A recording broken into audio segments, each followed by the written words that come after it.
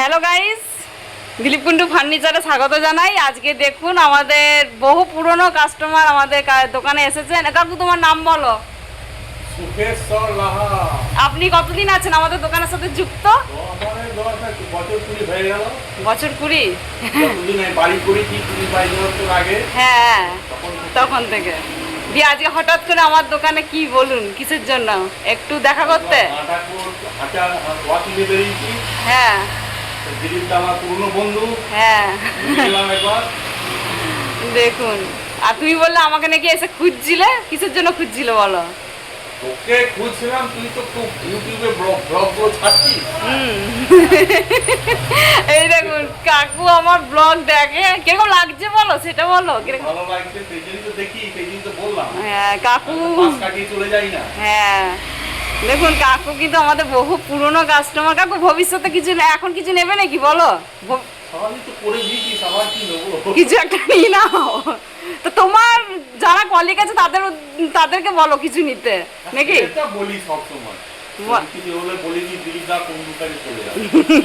হ্যাঁ উনি কাকু তুমি তোমার বাড়িটা কোথায় গো বলে দাও। বাবুরবাগ কালীতলার কাছে। আর তোমার শপ আছে তো?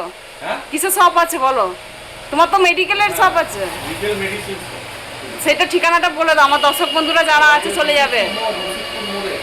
রসিকপুর মোড়ে এই কাকুর দোকান আছে, ওষুধের দোকান, আপনারা চলে যাবেন।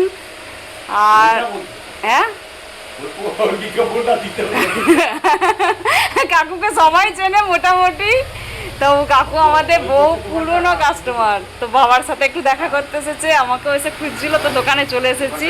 এই যে দোকানে আছি এখন আমি। তো চলুন বাবার সাথে একটু গল্প করুক কাকু, সেটাই আপনাদেরকে দেখালাম।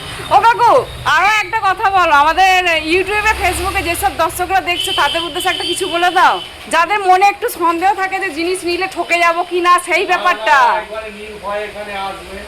হ্যাঁ আমাদের পাড়ার দোকান, আমি বহু পুরনো কাস্টমার, আমি সব জানি। হ্যাঁ, নির্ভয়ে আসবেন, ভালো কোয়ালিটি, মুরগির দিকে করবেন না, এইটুকুই আর।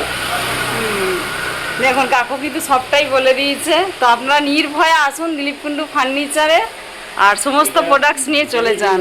তো চলুন, বাবা এখন গল্প করবে, ভিডিও করছি বলে বাবা একটু রেগেও যাচ্ছে যে তুই সবসময় ভিডিও করছিস। তো চলুন রেখে দিই এখন।